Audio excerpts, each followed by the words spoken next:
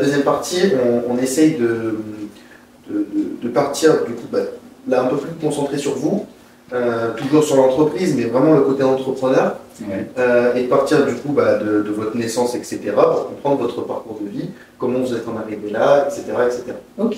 Voilà. Donc c'est parti, deuxième partie. Beaucoup de parties dans cette phrase. Donc où tout a commencé, où vous êtes né, voilà. Alors, moi, comment dire, je suis loin de la petite maison à la prairie, même si j'ai vu ça quand j'étais petit. Ce que je veux dire par là, j'ai eu une enfance très difficile, très difficile. Je ne vais pas rentrer dans les détails parce que c'était quand même très difficile.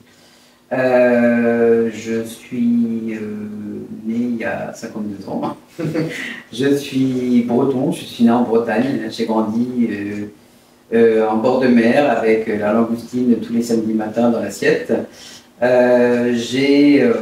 Comment dire, voilà, et après j'ai beaucoup voyagé, j'ai énormément voyagé, j'ai travaillé en Allemagne, en Roumanie, aux États-Unis, un peu en Suède, voilà en fait. Donc j'ai roulé ma bosse. J'ai grandi voilà, avec une enfance vraiment pas des plus à envier, mais comment dire, au travers de ça, j'ai réussi à m'échapper. À m'échapper, je veux dire, de cette enfance qui a été très dure et très violente. Et comment dire, en fait, je suis tombé du nid, mais je suis tombé du nid écorché, fortement écorché. Mais j'ai appris à soigner mes plaies et à en guérir et à faire un peu l'envol du phénix, en fait, hein, de dépasser tout ça. Voilà un peu mon histoire. Donc, je pense que l'enfance que j'ai eue a forcément contribué à la force de caractère que j'ai aujourd'hui, d'accepter de me dépasser, d'accepter des coups durs, des mots, ou alors des mots venant de personnes proches qui peuvent blesser.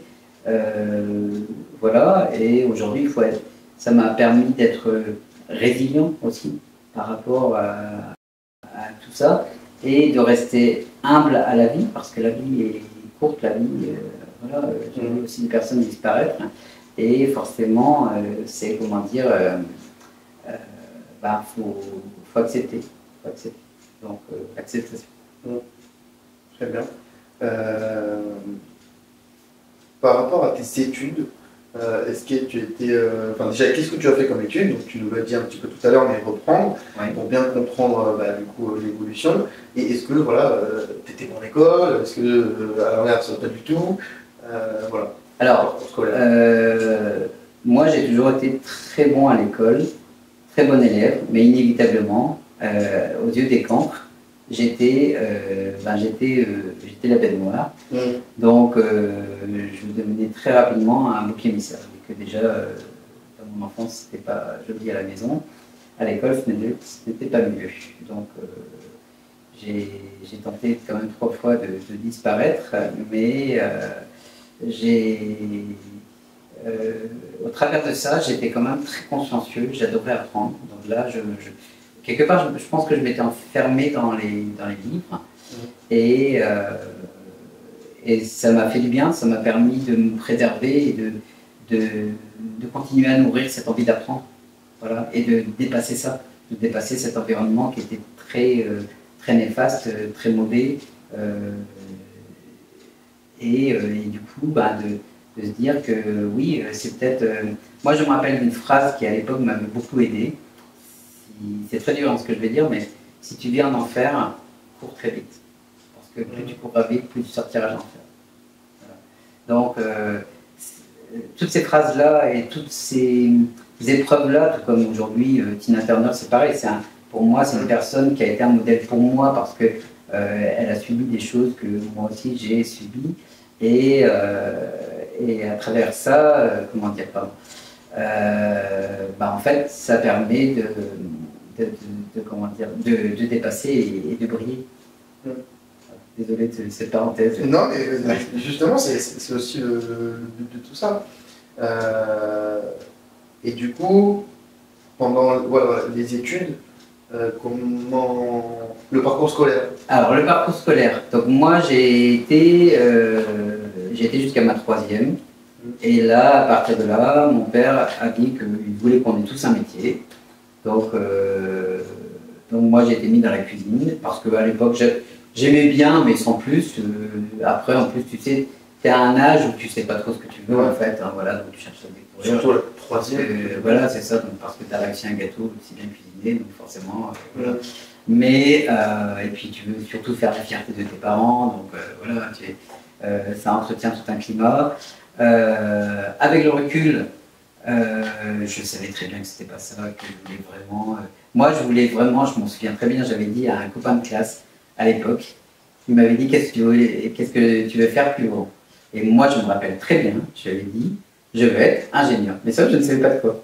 Mais je voulais, en fait, à l'époque déjà, j'étais incapable de trouver les mots, mais je voulais créer. Je voulais vraiment créer. Et j'avais quoi? J'avais 9 ans. J'avais 9 ans quand je disais ça. Et ben, évidemment, j'étais la risée de mes copains.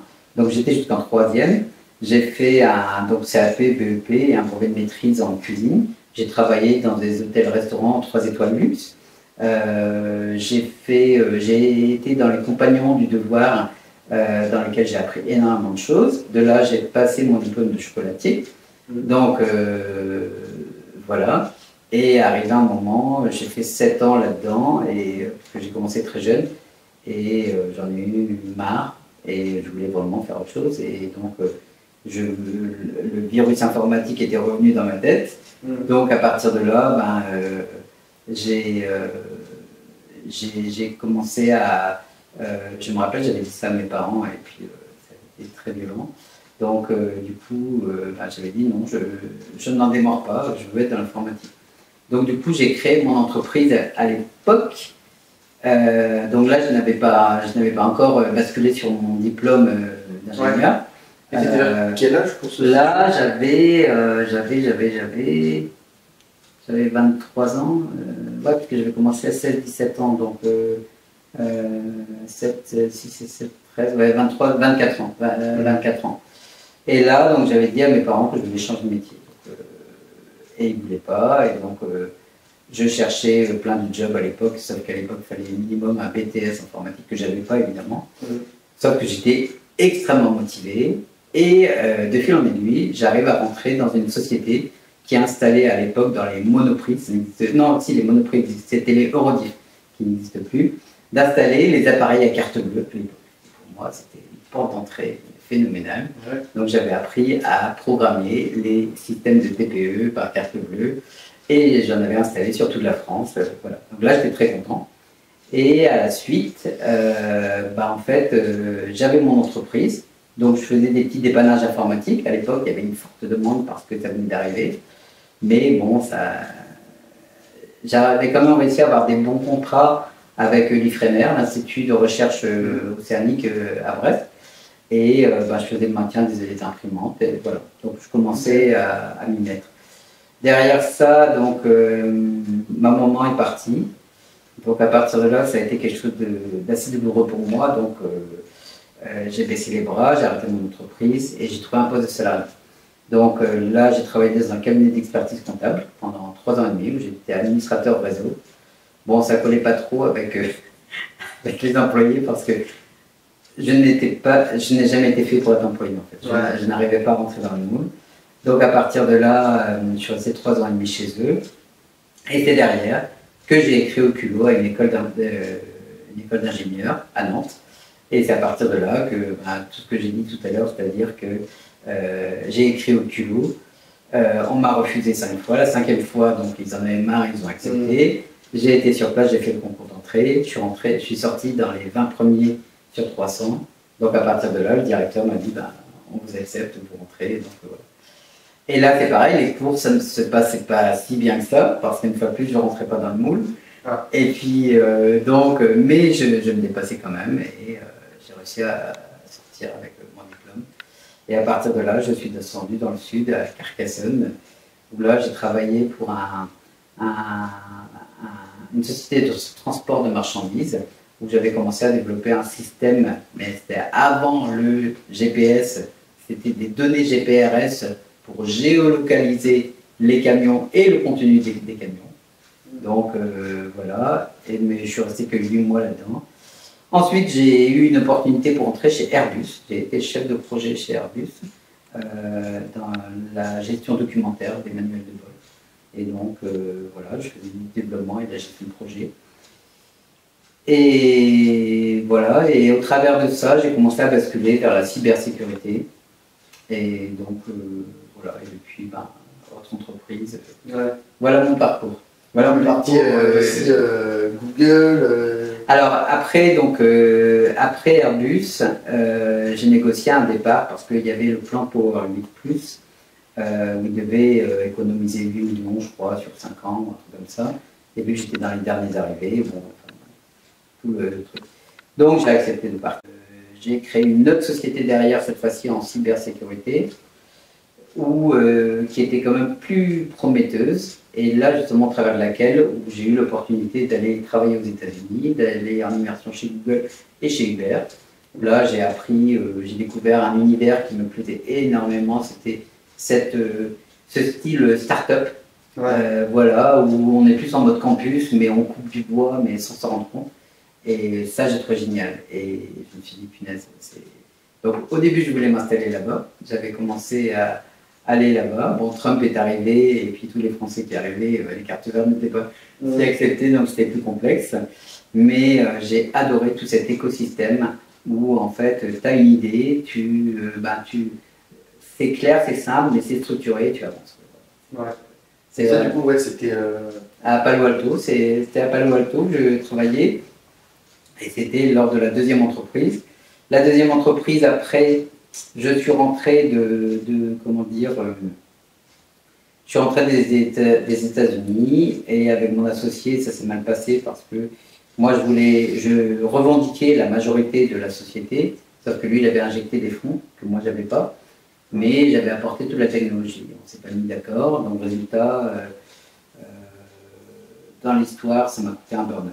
Voilà, j'ai fait un burn-out.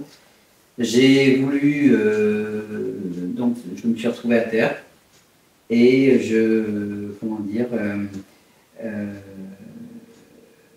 j'ai voulu changer de voie, donc je me suis remis un peu, j'ai postulé au culot en tant qu'ambassadeur ASICS. Je vendais des chaussures ASICS, mais des chaussures à 200 € parce que je voulais voir autre chose. Et ça me plaisait, donc j'avais pas vendu au magasin, j'avais jamais vendu au magasin, je connaissais rien. Mais j'avais couru mes 15 marathons, donc j'avais ce recul-là. J'ai été sélectionné par ASICS, donc j'ai vendu des chaussures. Je suis rentré au bout de 6 mois dans le top 3 national pour vendre des chaussures. Donc eux, maintenant, ils m'appellent régulièrement, et moi, comme je leur dis, je suis sur d'autres projets, et je voulais créer ma boutique de sport. Donc, mais le Covid est arrivé entre-temps. Je n'ai pas eu tous les fonds nécessaires, et là, le projet a capoté. Et depuis, maintenant, je suis avec ma nouvelle société TagFleet, où là, donc, j'ai développé BuraPrint, donc cette solution d'impression décentralisée qui permet à n'importe qui d'imprimer un document depuis un smartphone chez un buraliste ou chez un commerçant, et bientôt, j'espère, dans des hôpitaux, des aéroports, des gares, et j'en passe, pour simplifier en fait le quotidien des gens. J'ai une autre technologie qui touche plus la vidéoconférence, avec de l'intelligence artificielle, mais là je ne peux pas trop en dévoiler, et une autre technologie, donc en négociation avec un grand compte de la distribution, entre autres, qui va toucher les arts dentaires. Voilà. Voilà en fait tout mon parcours.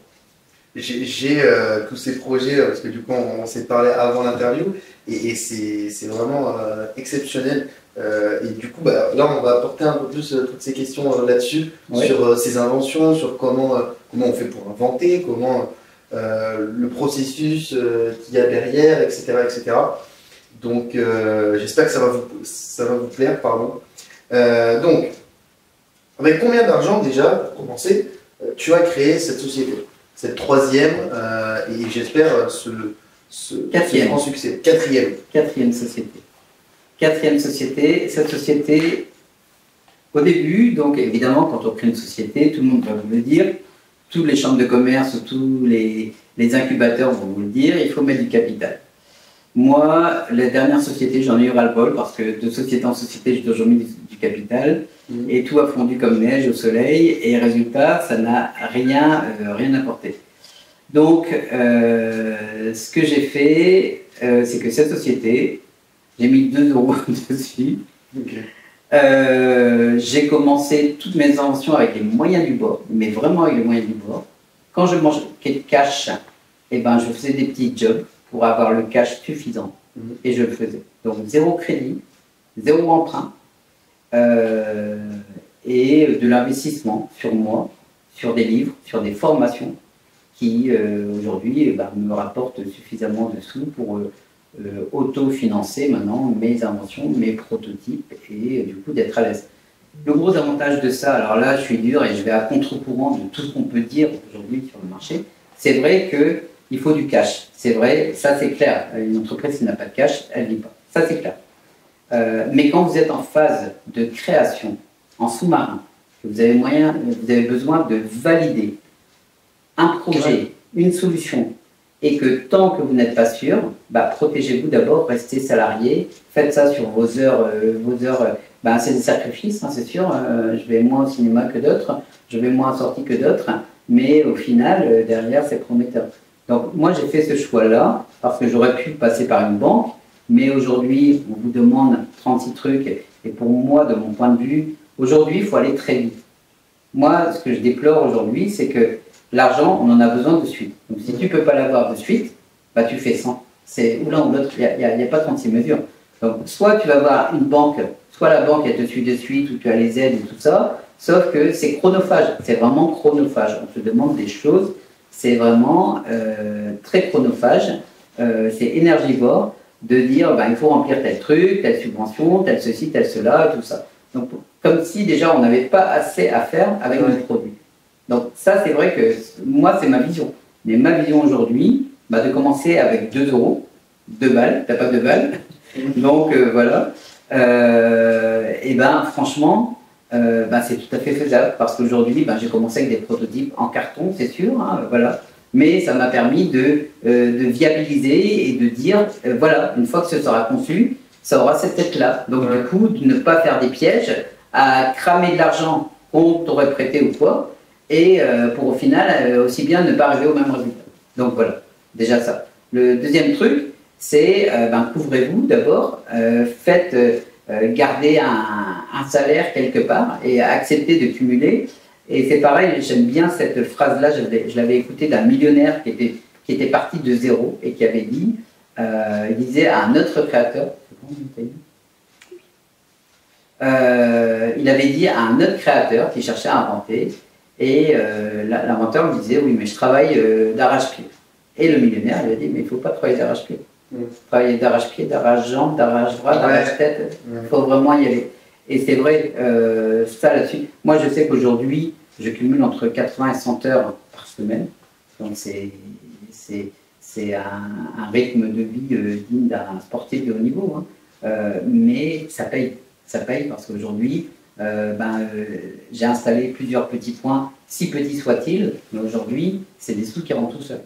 Donc là, j'ai créé des actifs. Et en plus, qui m'ont coûté très peu. Donc c'est sûr, c'est l'investissement, c'est du temps, c'est de la patience, c'est des compromis. Mais d'un autre côté, aujourd'hui, ça y est, ça rentre tout seul.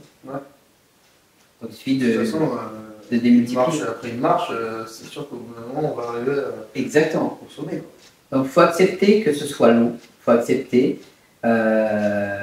C'est pour ça qu'il faut faire d'autres choses en parallèle qui vont vous sourcer, vous permettre d'attendre, de patienter, de comprendre, parce que sinon, évidemment, vous allez baisser les bras et juste au moment où il faut être le plus dur. Et pas attendre à lire des livres, c'est très bien, parce que moi, je suis arrivé à un point, avant d'arriver à justement me lancer et y aller, j'ai lu beaucoup de livres, et j'arrivais à procrastiner en lisant. Ah oui. Et du coup, j'aime bien aussi quand même prévenir les gens, surtout qu'en plus là on est sur ce sujet-là, qu'il faut apprendre, il faut se former, il faut faire tout ça, mais au bout d'un moment, faut faire. Il faut y aller, il faut se lancer et voilà, se lancer tout simplement. Il faut, alors moi j'aime bien, alors moi je suis fan de Iron Man, et j'aime bien, enfin, même si c'est caricatural, j'aime beaucoup la première fois où il enclenche sa première armure, pas celle qu'il y a dans le désert, mais celle qu'il fait dans son atelier. Et arrivé à un moment, Jarvis lui dit « Monsieur, vous pensez pas qu'il faudrait des tests et tout ça ?» Et il lui répond « Jarvis, avant de marcher, parfois il faut se faire courir. » Et ça, c'est vraiment une bonne phrase que je redis aux entrepreneurs, c'est que allez-y, allez sur le terrain, cassez-vous la gueule, faites des échecs. Ça, c'est la vraie école. Ça, là, vous allez apprendre du vrai et vous allez économiser des mois et des mois de spéculation intellectuelle à vous dire « Ah ouais, mais si on fait comme ci, on fait comme ça, et ceci et cela. » C'est aller sur le terrain, allez maintenant, allez, confrontez-vous au marché. C'est maintenant. Là, ce matin, j'ai été pour installer un point Puraprint, j'ai eu un nom, ben, c'est tout, au suivant. Ouais. Voilà. Il y aura des oui, il y aura des non, mais c'est là où on apprend. Parce que moi, ce nom-là, il a été très riche, parce que ça m'a permis de comprendre ce qu'il n'avait pas. Et du coup, de savoir que ce type de client ne fait plus partie de mes avatars. Donc ça ne sert à rien. Ça m'a permis d'affiler mon spectre, le spectre vers lequel je vais m'adresser. Et du coup, je vais économiser des mois et des semaines. Carrément. Du coup, on va parler un peu de ton expérience là-dedans. Tu as fait du consulting pour des entreprises. Oui. Et du coup, quelle place ça a pris dans ta vie? Est-ce que tu le fais toujours? Sinon, pourquoi tu as arrêté? Voilà. Alors aujourd'hui, le consulting, j'en ai fait beaucoup à une période, surtout en cybersécurité. Là, j'ai levé le pied parce que je ne peux pas être partout à la fois. J'aimerais bien, pourtant. Mais aujourd'hui, je mets en place des mini-formations en ligne parce qu'aujourd'hui, on a une telle pénurie et aujourd'hui, n'importe qui peut devenir expert de ceci, expert de cela. Je ne dis pas non plus qu'il faut, on devient tous astronautes parce qu'on a lu un livre, ça n'existe pas évidemment, mais aujourd'hui, tout est en train de se redessiner autour de nous, la société complète et même le monde entrepreneurial. Et aujourd'hui, les temps sont durs, donc on sait très bien que les gens vont essayer de cumuler plusieurs activités et peut-être se spécialiser par la suite. Donc aujourd'hui, je prévois plus de dispenser mes consultings via des formations en ligne, parce que ça me permet là du coup de me démultiplier. Voilà. Et après de faire du cas par cas avec une facturation beaucoup plus importante, parce que c'est une problématique bien plus spécifique. Donc aujourd'hui, voilà, je change un peu ma façon de faire, parce que le temps humain, c'est un temps qu'on ne peut pas démultiplier comme ça. Donc autant le démultiplier avec des vidéos et se rendre utile là où c'est le plus payant et le plus pertinent aussi pour les clients. Ouais, et pour toi financièrement aussi également. Bien sûr. Moi, l'objectif maintenant, c'est vraiment d'augmenter le cash et d'avoir une... Qui dit cash, il dit facilité de choix, il dit liberté de choix, donc ça permet d'aller plus loin, plus vite aussi. Et du coup, de ces 2 euros, je les ai multipliés par X. Donc, voilà.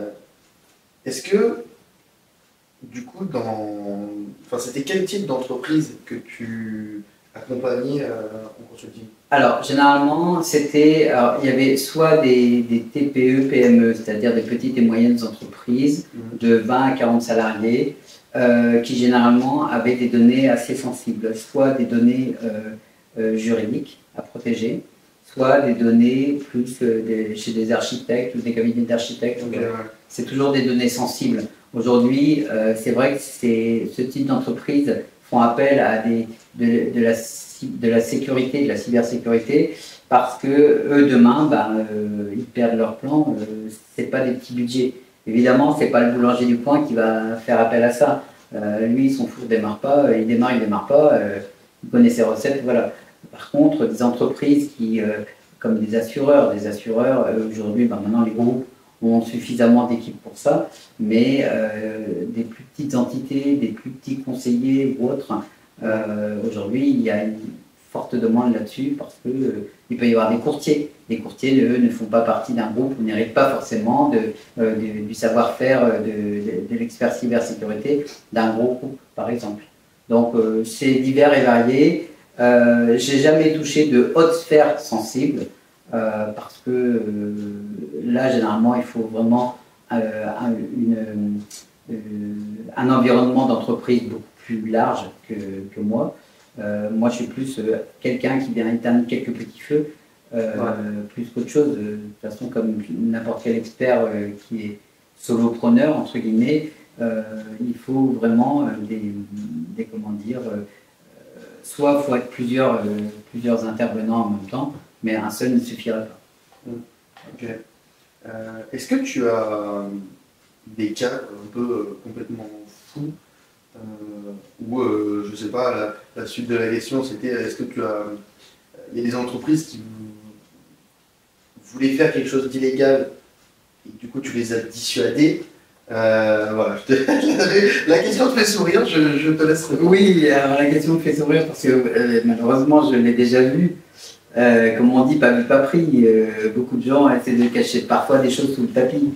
Mais ça, c'est. Je souris, oui, parce que. Alors maintenant, qu'est-ce que je pourrais citer comme anecdote? Parce que je ne voudrais pas non plus me mettre des avocats à dos.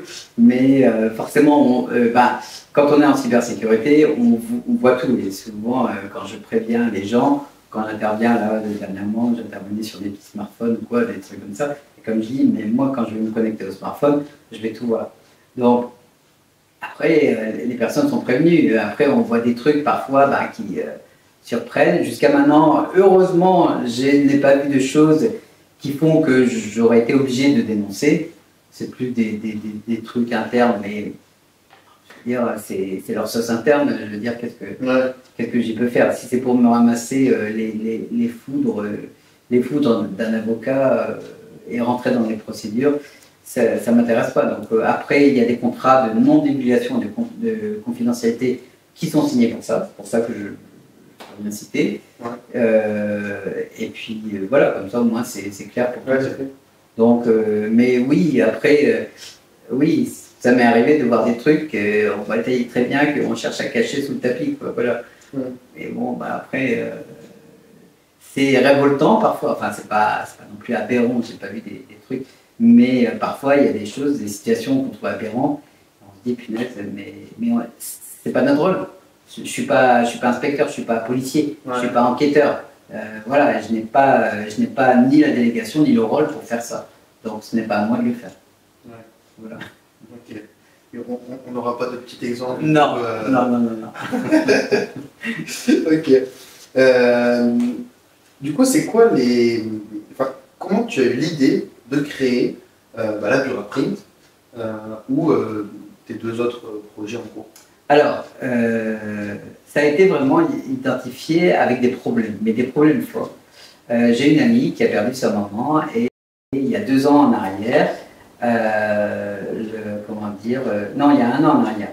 Il y a 1 an en arrière, sa sœur devait imprimer des documents pour la succession. C'était vraiment... Mais ça a été un problème, mais je m'étais dit, mais attends, elle n'avait pas d'imprimante. Ça a été une complication, mais sans fin. Et arrivé à un moment, je me suis dit, mais pourquoi ne pas faire un truc chez les buralistes? Voilà, quand on fait ça de son smartphone, on fait ça en document. Et donc, c'est parti de là. C'est vraiment parti de là. Ouais, et donc, j'avais posé des questions, tout le monde dit, ouais, mais non, bof, et tout ça. Je dis, bon, allez, je reprenais justement ce que j'ai dit plus tôt. C'est-à-dire, c'est d'aller confronter ça au terrain. C'est-à-dire, j'ai développé un petit truc en 3 jours. Bon, ça tenait à moitié la route, mais bon, c'était les prémices. Ouais. Le but, c'est de tester le marché. Ouais.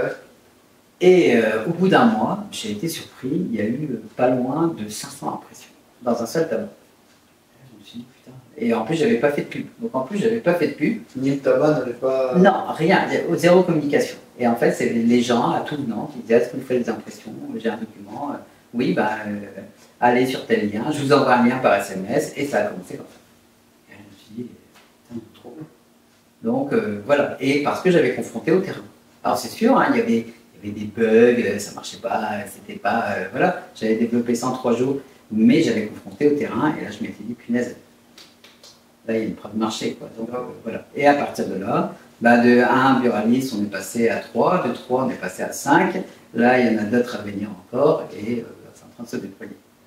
Donc, voilà comment est née l'idée. La deuxième idée liée aux inventaires, c'est pareil, c'était d'avoir été sur le terrain. Même moi, d'avoir fait des inventaires, je me suis dit, putain, c'est sûr, on est content, ça fait le petit billet de temps en temps. Voilà, il y a des personnes qui vont te dire, si, mais moi j'aime bien les inventaires, je travaille ceci, je travaille cela. Mine de rien, un inventaire pour une grande surface, ça coûte 23 000 € à l'année. Temps humain et temps logistique compté. À l'année, 23 000 €. Donc ça, c'est imputé sur nos prix qu'on achète en grande surface. Donc on ne se rend pas compte, mais toutes ces charges-là, on les paye. On les paye tous. Et ils les enlèveraient s'ils payaient moins. Oui, parce qu'aujourd'hui, il y a la grosse problématique, c'est que dans la grande distribution, je connais personne qui ait payé 1 600 balles. Voilà, à moins que tu en connaisses, mais moi je ne connais pas. Ce que je veux dire par là, c'est que, tu vois, aux États-Unis, Walmart, qui est une grande chaîne de supermarchés aux États-Unis, avait utilisé un robot qui faisait les inventaires donc dans tous les Walmart. Il y en a plus de, je ne me rappelle plus combien, il y en a précisément. Et ça a duré 3 mois. Parce que aux employés, il fallait qu'ils collent en permanence des étiquettes RFID sur tous les produits. Et c'était ça qui permettait aux robots d'identifier les produits et de faire l'inventaire. L'inconvénient, c'est qu'au bout de 3 mois, les employés ont fait grève. Ils en avaient ras-le-bol parce qu'ils étaient déjà sous-payés et on leur demandait encore plus de charges et qui leur alourdissaient la charge. Et ils ont eu un tel soulèvement de ressources humaines qu'ils ont abandonné le projet, qui était quand même coté à plusieurs millions. Donc ce que je veux dire par là, c'est qu'aujourd'hui, on en revient à l'être humain. Et c'est vrai que moi, j'adore l'innovation, la technologie, tout ce qui touche tous ces trucs-là, mais faut pas oublier l'humain. L'humain, on est des humains et on reste des humains. Donc arrivé à un moment, si demain je te dis, ok, ton plein d'essence, il est fait en 2 clics, sauf que tu dois aller acheter ci, rajouter ça, faire ça chez toi et tout ça. Le soir, quand tu rentres, t'as autre chose, à penser, quoi. Donc voilà, si c'est pour ajouter des contraintes, ça sert à rien. Il n'y a rien d'utile. Là aujourd'hui, moi justement, c'est d'avoir constaté tout ça, tout ce qui existe sur le terrain. Et c'est ça que j'adore, c'est de voir déjà ce qui existe. Ça, c'est ce que je vous conseille aussi de faire, c'est d'aller voir ce qui existe. Et n'ayez pas peur si demain vous voulez créer un truc et qu'il y a déjà plein de choses qui existent sur le marché, mais tant mieux, ça veut dire que le marché est là et rien ne vous empêche de créer votre techno à vous et d'aller voler les clients de ceux qui utilisent les autres technos et de dire, bah ok, moi je fais différemment, je fais comme ça. L'exemple de PayPal, PayPal et Stripe. PayPal, c'est un gros mammouth qu'on connaît depuis longtemps. Stripe, aujourd'hui, il est arrivé. Stripe, qu'est-ce qu'il a fait? Il a pris tous les défauts de PayPal, et aujourd'hui, ben, Stripe, on ne voit presque pas. Et presque autant que PayPal. PayPal, ça a été trop lourd, trop lourd. Et aujourd'hui, c'est comme ça que fonctionne le marché. Si vous avez une idée, il faut prendre l'idée. Si les gens souvent ont peur, j'en entends autour de moi qui me disent comment on fait ci, comment on fait ça. Et ils me disent ouais, mais ça existe déjà et tout ça. Mais quand bien même, sers-toi des échecs des autres. Et généralement, quand vous avez une idée, là c'est pareil, il y a un petit bonus que je vous donne. Si vous avez une idée, que ça existe déjà sur le marché, vous tapez sur Google avis négatif, le nom de la société ou la techno, et vous balayez tous les avis négatifs, tous les avis 1 étoile. Là. Vous allez sur le Play Store ou les commentaires ou Trustpilot ou tout ça, tous les commentaires 1 étoile. Voilà. Et là, ça c'est l'argent pour vous. Ça c'est vraiment de vous dire, ben voilà, un client mécontent, il peut être content chez moi. Clairement. Merci pour ça. Non mais c'est vrai, c'est même ingénieux de... C'est une petite pépite. C'est une petite pépite, mais aujourd'hui, c'est comme ça que ça marche. Aujourd'hui, moi je sais que des solutions d'impression décentralisées, aujourd'hui, il n'en existe pas. J'en ai vu une aux États-Unis, similaire à la mienne, mais pour y aller, il faut créer un compte et tout ça. Moi, je peux te dire, tu cliques sur un lien, basta, t'es déjà, t'as plus qu'à mettre le fichier. Voilà. Et après, ça et puis, point. Voilà. Aujourd'hui, les gens, on en ras-le-bol. Déjà, on est tellement harcelés par SMS, par appel, par mail. On est harcelés de partout. Donc, si c'est pour les refaire rentrer là-dedans, les gens en ont ras-le-bol. Donc, autant rester simple, à l'essentiel. Tu veux imprimer, bim, tu scannes un truc, tu ajoutes ton fichier, imprimé, c'est fini. Voilà. Donc, c'est vraiment aussi de changer un peu tout ce truc-là, parce que on sait très bien que dans les bureaux de tabac ou même dans les autres commerces, on a tous besoin maintenant d'imprimer des documents, parce qu'il faut mettre à jour et j'en passe. Donc, ça répond à ce problème-là. Donc, voilà un peu comment je me suis pris avec ce recul d'expérience, avec cette... Et pareil, cette présence sur le terrain, aller sur le terrain, aller sur le terrain. Moi, je sais qu'aujourd'hui, je travaille dans un hôtel, je travaille dans un bureau de tabac, mais ça me permet d'avoir les retours terrain, de voir comment le client réagit avec ma technologie, et comment aussi les buralistes travaillent avec ma technologie. Et là, ça me permet, plutôt que d'avoir des échanges, ah oui, mais ceci, mais cela, tout ça, là, je le vois direct. Je le vois direct. Donc ça vaut vraiment 1000 fois plus toutes les théories, toutes les études. Alors je ne dis pas qu'elles sont inutiles, les théories, les études de marché, tout ça. Au contraire, c'est très bien, c'est un bon indicateur, mais ça ne suffit plus. Aujourd'hui, c'est vraiment le terrain. Et aujourd'hui, si tu veux, là, pareil, un autre conseil, si vous voulez lancer une idée, mais faites-la à petite échelle. Et si vous avez vendu 100 trucs, sur les 100 trucs que vous avez vendus ou créés, et combien de pourcents il reste? Ça fait combien de temps que tu travailles, du coup, là, le projet BuraPrint avance vraiment à grands pas, mais du coup, ça fait combien de temps que tu travailles sur celui-ci? Ça fait combien de temps que tu travailles sur celui de l'inventaire? Alors, l'inventaire, ça fait 2 ans que je travaille dessus. Parce que c'est assez important, et puis d'avoir échangé et négocié avec des grands comptes, ça se fait pas en 2 clics. C'est pas juste le rendez-vous avec l'artisan du coin qui dit oui, non, voilà, exactement. Là, on doit convaincre beaucoup de personnes. Il y a un minimum de 20 à 30 personnes faciles, avec des décisionnaires encore au-dessus et une partie financière. Et ensuite rassurer dans le temps et ainsi de suite. Donc, et sans compter que peut-être il peut y avoir encore des changements de direction d'un seul coup. Donc ça, voilà, c'est des segments très spécifiques, ça ne se fait pas comme ça. À l'inverse, BuraPrint, où c'est moi qui suis derrière et qui finance tout, c'est beaucoup plus simple. Donc du coup, BuraPrint, ça fait 1 an. J'avais commencé à développer en août l'année dernière. Voilà, ça fait moins d'1 an. J'ai développé ça en un week-end. J'ai demandé au buraliste que je connais s'il acceptait que j'avais mis en place ça. Il m'a dit oui, pourquoi pas. Je lui ai demandé, par contre, je lui ai dit je finance tout, je demande rien en contrepartie. Donc, c'est pour le test de toute façon. Voilà, exactement. Et il a accepté, et là, j'ai eu l'agréable surprise de voir qu'au bout d'1 mois, 500 impressions. Et, je ne m'attendais vraiment pas à ça. Moi, je m'attendais plus à une trentaine d'impressions, un truc comme ça. Quand j'ai vu 500, je me suis dit, la demande est là, quoi. Donc, à partir de là, j'ai professionnalisé le système. Je l'ai rendu beaucoup plus simple. Là, je l'ai encore reprofessionnalisé. Là, maintenant, je suis en train d'automatiser tout. Donc du déploiement jusqu'à la facturation, donc tout est automatisé. Donc l'avantage, c'est qu'aujourd'hui, la facturation, elle se fait toute seule. C'est-à-dire que même moi, les installations, alors certaines installations nécessitent une intervention humaine, mais celles qui n'en ont pas besoin sont automatisées jusqu'à la facturation.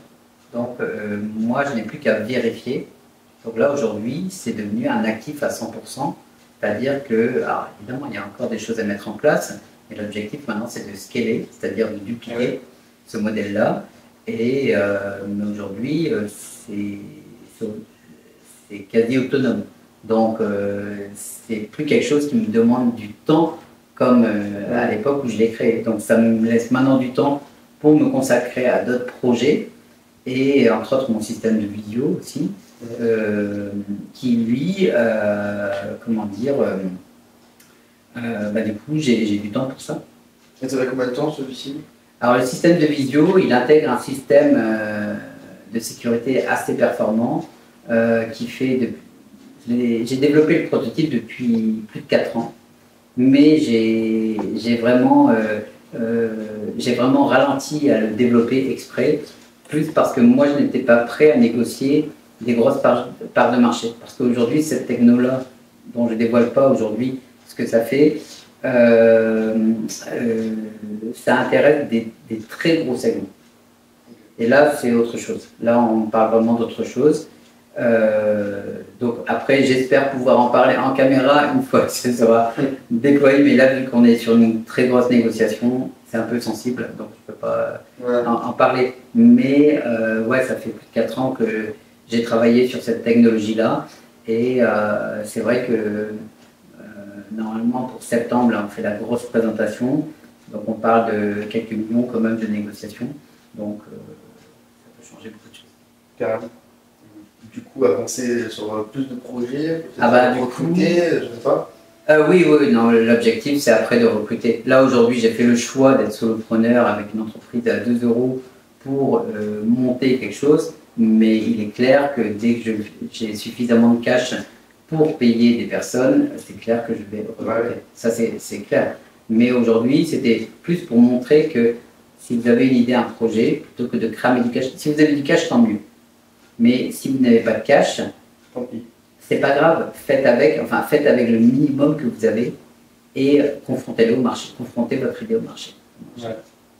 Bah, j'ai une question, peut-être dans la même ligne. C'est quoi du coup les plus grands défis lorsqu'on veut créer justement un produit, un prototype, du coup la produit technologique dans ton cas à toi? Alors moi, les plus grands défis, alors, de mon point de vue, c'est plutôt de se positionner. Parce que quand on a une idée, quand on a un projet, on voit que la version finale, on voit que ça.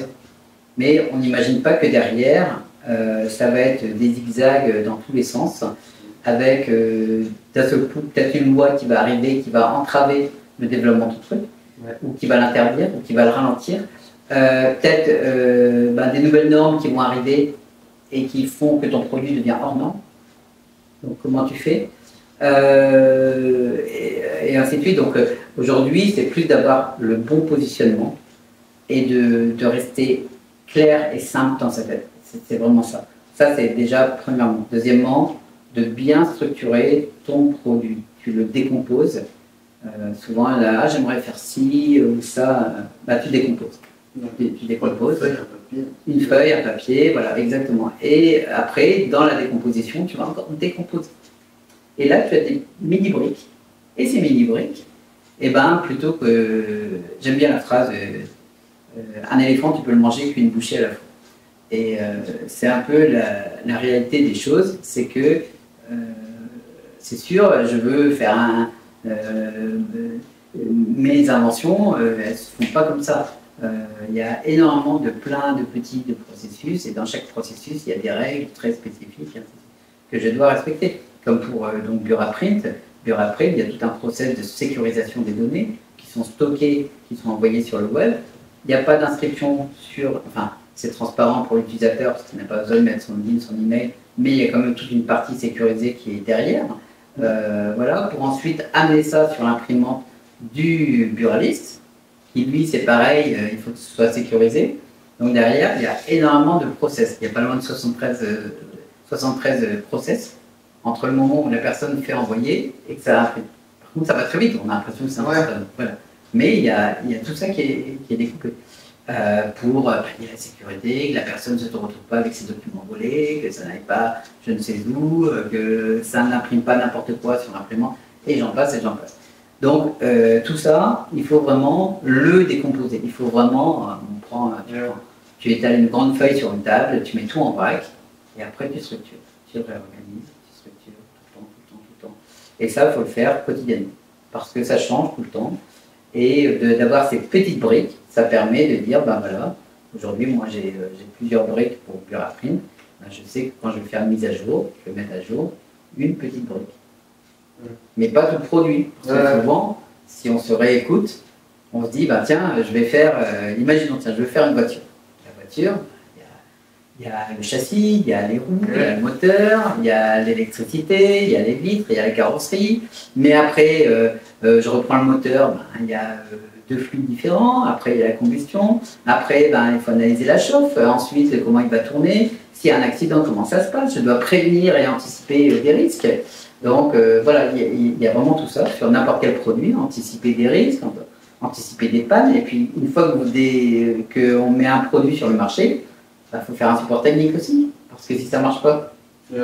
Moi, la dernière fois, j'avais installé une cliente et elle avait un problème de réseau. Et pour elle, c'était Bioraprime qui ne marchait pas, c'était pas son réseau. Et pourtant, c'était son réseau. Mais elle, dans la finalité, elle voit qu'elle peut pas l'utiliser, bah, ça ne marche pas.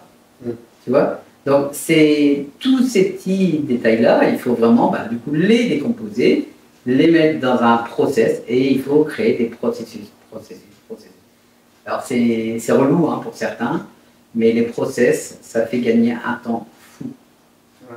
Ça fait gagner des semaines et des semaines de blabla, d'échanges et tout ça. C'est vrai que je vais prendre l'exemple de ma dernière interview. C'était quelqu'un qui du coup a créé un jeu de société. Ouais. Et elle disait, bah, c'est vrai qu'il faut, une fois que tu as ton plateau, tes cartes, tes machins, bah, tu dois y jouer des heures et des heures et des heures et des heures pour voir, je sais pas, si telle action, bah, du coup, ça bloque le jeu. Ou, enfin, voilà, voir tous les éventails de possibilités qu'il y a et du coup, bah, résoudre les problèmes un par un. Ouais. Et c'est vrai que bah, ça rejoint carrément ce que tu viens de dire. Et d'ailleurs, tu as fait une très belle transition avec ma prochaine question, parce que du coup, depuis 2018, il y a la loi RGPD. Le RGPD, voilà. Et du coup, bah, comment tu as fait pour justement t'y conformer avec la Bioraprime, mais peut-être d'autres inventions? Oui. Alors là, la loi RGPD, c'est de montrer de la transparence et de la traçabilité sous acceptation du client. Parce qu'on transite ses données personnelles sur un endroit pour les mettre sur du papier. Là, donc, ça a été de décomposer tout et déjà de voir si c'était conforme. Déjà, est-ce que c'est vraiment conforme? Est-ce qu'on est vraiment dans la règle? Aujourd'hui, je ne l'ai pas encore normalisé puisqu'il y a tout un process pour avoir le label RGPD qu'il faut faire, c'est en cours. Moi, j'ai prévu d'intégrer de la blockchain dedans. Je vais aller plus loin. Puisque j'aimerais intégrer de la signature numérique et du coffre numérique dans Bioraprime.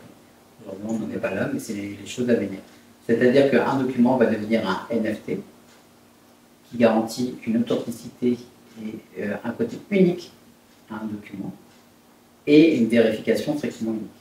Donc là, ça c'est la phase 2 de Bioraprime. Aujourd'hui, on ne voit que l'impression, mais aujourd'hui, l'impression, ça ne va pas durer non plus des années. On le sait très bien, et on va aller de plus en plus vers du numérique.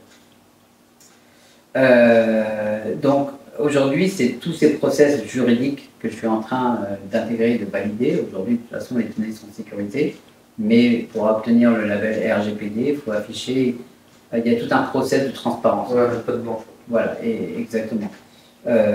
C'est en cours. Donc ensuite, comment on met ça en place? Bah déjà, il y a un super outil qui existe sur le marché qui s'appelle ChatGPT, qui permet déjà de gagner beaucoup de temps, et d'une. De deux, ça permet aussi de comment dire... penser à des éventualités qu'on n'avait pas forcément... Oui, aussi. Moi, je m'en sers comme ça. Comment tu t'en sers, toi, de ChatGPT? Bah, je vais demander des prompts, des requêtes, pour avoir tout un éventail de choses. Et ensuite, avec ces choses, bah, moi, je vais faire comme on disait tout à l'heure, mon petit entonnoir pour arriver à la finalité que moi, je souhaite vraiment. D'accord, non, et très très bien. Moi aussi, donc moi, je l'utilise un peu de la même manière, si ce n'est que je lui donne des personnalités, moi, avec ChatGPT. Ouais. Après, enfin voilà, moi, c'est mon utilisation. Moi, je lui dis de se mettre dans la peau d'un expert en machin chose.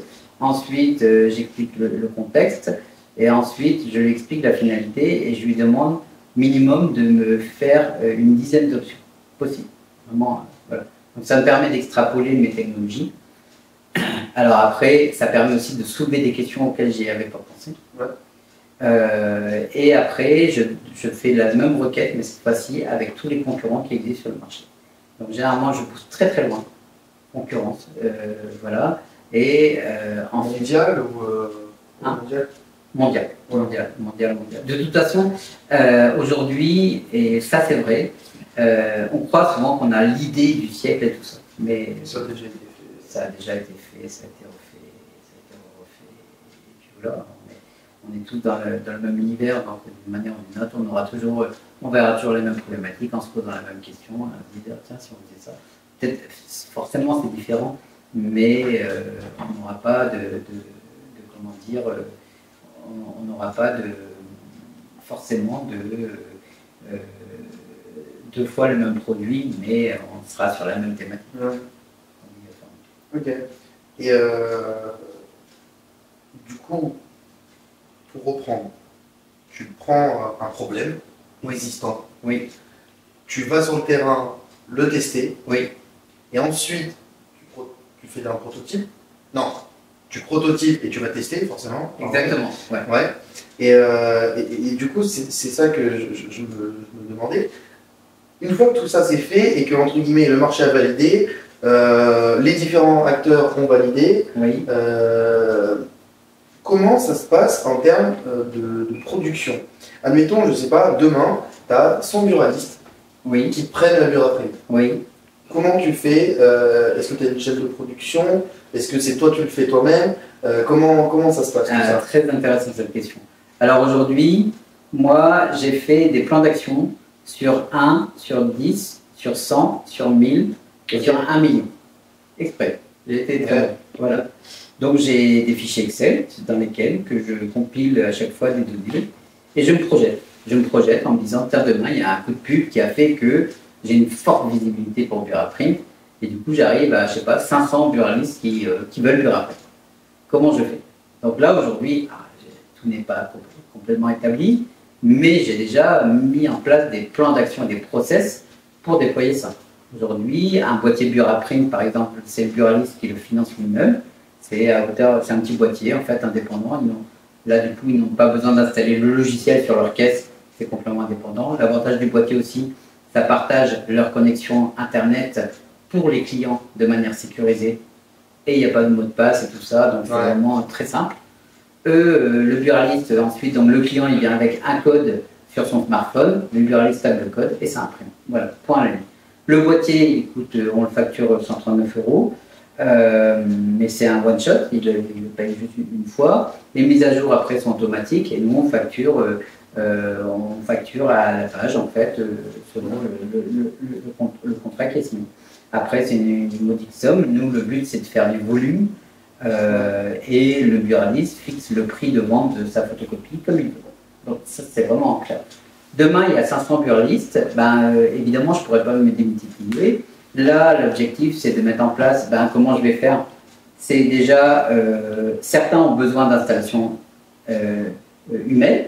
Donc là, du coup, demain, il y en a un qui est à Lille, qui me donne une installation. Je ne vais pas aller à Lille pour lui installer un Buraprint.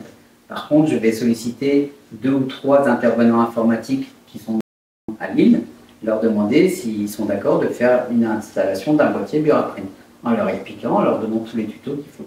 À partir de là, donc, ils me donnent leurs tarifs. Moi, je fais la proposition au client. Le client, c'est lui qui paye aussi l'intervention, ce qui est normal. Et à partir de là, s'il y a un go, moi derrière, je trace à distance. Donc, je demande au client si l'intervenant est bienvenu. L'intervenant, je lui demande si tout s'est bien passé avec le client. Et après, ça me permet de faire. Là, voilà un exemple de modèle de délégation pour aller plus vite. Ouais. Il n'y aurait pas, ça serait trop complexe pour que le buraliste fasse l'installation lui-même? Alors, moi d'avoir fait les installations, chaque bureau de tabac est complètement différent. C'est des infrastructures différentes. Certains, c'est dans des vieux bâtiments, d'autres, c'est dans des dépôts, des entrepôts avec des poutrelles métalliques et tout ça. Donc il suffit la dernière que j'avais installée, elle avait un problème Wi-Fi. Alors ça marchait très bien, sauf qu'il y avait des pics Wi-Fi. D'un seul coup, elle descendait à 15% de Wi-Fi. Après, elle était de retour à 87%. Donc du coup, ça marchait à 3 pattes. Voilà. Okay, ouais. Donc derrière, bah, il a fallu tirer des câbles. Donc j'ai été, alors je lui ai facturé, et voilà, et elle est OK. Et depuis, avec les câbles, ça marche très bien. Okay, ouais. Donc voilà, ça ce sont des problématiques. Il suffit que l'imprimante soit différente. J'ai eu une installation, pareil, l'imprimante n'était pas installée sur la caisse. Donc là, il faut quand même des compétences de base. C'est pas à la portée de tout le monde. Parce que là, on en revient à une génération qui sont plus ou moins technophobes, qui ont peur d'aller dans les réglages et qui du coup ne vont pas s'aventurer parce qu'ils ne maîtrisent pas. Donc il vaut mieux, entre guillemets, leur offrir un service où on sait que quand on a installé, on n'y revient plus, c'est propre, c'est carré, c'est pro. Et puis voilà. Il vaut mieux être transparent avec les gens. Les gens, après, on ne pourra pas répondre à tout le monde. Il y a des personnes qui, pour eux, déjà, 139 €, c'est trop cher et ça ne les intéresse pas. Et ils ont d'autres vocations et c'est leur choix. Il n'y a aucun souci là-dessus. Après, c'est une activité bonus, entre guillemets. C'est une activité bonus. Là, je vois une des clientes, d'ailleurs, qui nous avait sollicité. Ça marche très bien. Elle a le boîtier. Mais elle, tous les jours, elle avait une bonne quinzaine, une bonne vingtaine d'impressions qu'elle recevait par mail et elle n'en pouvait plus parce que c'est jamais le bon fichier, c'est pas bien dimensionné. Ah, mais je veux ça. Hein. Là, l'avantage, c'est que plus après, elle fait plus rien. C'est la personne qui gère son truc. Ouais. Elle a l'aperçu de tout. C'est totalement transparent. Elle vient juste avec le code, elle tape le code sur le boîtier. Elle, ça lui a sauvé la vie. Carrément. Avant-dernière question pour en finir. Oui. C'est quoi ta journée type du coup de travail sur tes inventions, sur ton projet? Alors, moi, je prends beaucoup de temps pour moi quand même. Ma journée type, je me lève assez tôt, voire très tôt, 4h ou 4h30 à peu près tous les matins. J'essaye, mais je fais minimum une demi-heure de sport. Soit je vais courir, je fais du sport. Derrière ça, c'est douche froide, méditation, gratitude, et après j'attaque mes journées. Voilà. Donc là, c'est le rituel du matin. Ouais, ensuite, je structure mes journées de la manière suivante, c'est-à-dire que les mails, je les gère qu'une fois tous les 3 jours, à part les urgences, je les gère au quotidien, mais tous les 3 jours, je gère les mails et j'ai mis en place une routine qui s'appelle Inbox 0, où là, j'ai des process bien spécifiques où je vais classifier les mails par ordre de priorité, c'est-à-dire à faire dans l'urgence, donc ça, c'est quotidien. Tous les autres, à étudier, à analyser ou à déléguer, tout ça, c'est pour après. Donc, c'est révisé que tous les 3 jours. Du coup, ça me laisse le temps et la tête libre pour mes inventions, pour mes projets. Et là, donc généralement, je me fais 2 heures de codage, 2 à 3 heures de codage à peu près par jour. Mais j'essaie de concentrer, donc ça veut dire que même les heures de codage, je ne vais pas à l'aventure, ça a été vraiment préparé. Il y a vraiment un gros travail de préparation derrière, y compris pour mes journées, y compris pour mes semaines. Toutes mes semaines sont planifiées 1 à 2 semaines à l'avance. Donc ça me permet d'être plus millimétré, d'être plus concentré sur des choses bien spécifiques. Et du coup, quand j'arrive au moment du codage, je bloque l'environnement que pour ça. C'est-à-dire je suis en mode ne pas déranger, donc je ne reçois plus d'appels, plus de notifications. J'ai désactivé toutes les notifications de mes ordinateurs. Et du coup, je suis concentré que sur la tâche. Voilà. Donc j'essaie vraiment, voilà. Et s'il y a le moindre risque qu'on m'interrompe, je préfère du coup sauter cette session de programmation, la déplacer pour vraiment être que dans la programmation ou dans la tâche en question en elle-même. Fin de journée, je m'octroie 1 heure de lecture, 1 heure complète de lecture. Je me fais une demi-heure de cours de langue tous les jours. Allemand, anglais, espagnol, et puis après c'est reparti dans l'année, mais ça me permet de continuer à assimiler, d'améliorer mon anglais, d'être plus fluide et d'écouter plus de conférences. L'allemand, pourquoi? Parce que j'ai quelques bases, mais aujourd'hui je veux le parfaire parce que j'ai beaucoup de confrères qui sont férus d'électronique et ça me sert beaucoup et ils ont des choses assez intéressantes. L'espagnol, on est proche de l'Espagne. Ouais. Et j'aimerais bien installer du Raprint en Espagne. Voilà. Ensuite, j'ai un rituel du soir, pareil, où là, j'ai des lunettes anti-filtre bleu que je mets 2 heures avant de me coucher. Je désactive tous les réseaux sociaux et tous les appels à 21 h. Et ensuite, je lis un truc pour moi. et le dodo arrive. Et Ouais. voilà une journée type. Eh ben, c'est très précis, mais c'est bien. C'est très très bien. Il y en a beaucoup qui me disent ah bah ça change tout le temps, etc. etc. Mais du coup, ça fait plaisir de voir que il y a des organisations militaires. Si, C'est ça, avec le recul, oui, j'en reviens, c'est vraiment la même organisation qu'un sportif de haut niveau ou un militaire. Oui, oui, oui, c'est très. Mais moi, j'adore cette structure militaire parce que, alors c'est sûr, on l'aime pas, mais c'est très structuré. Et c'est ce que j'apprécie aussi, c'est que dans une intervention militaire, il y a l'action, mais il y a aussi après la réaction, c'est-à-dire l'analyse et tout ça. Ouais. Et je pense que moi j'en tire profit d'analyser tout ce qui m'est arrivé. Carrément. La dernière question, c'est ça serait quoi l'intention de tes rêves? Ça serait quoi?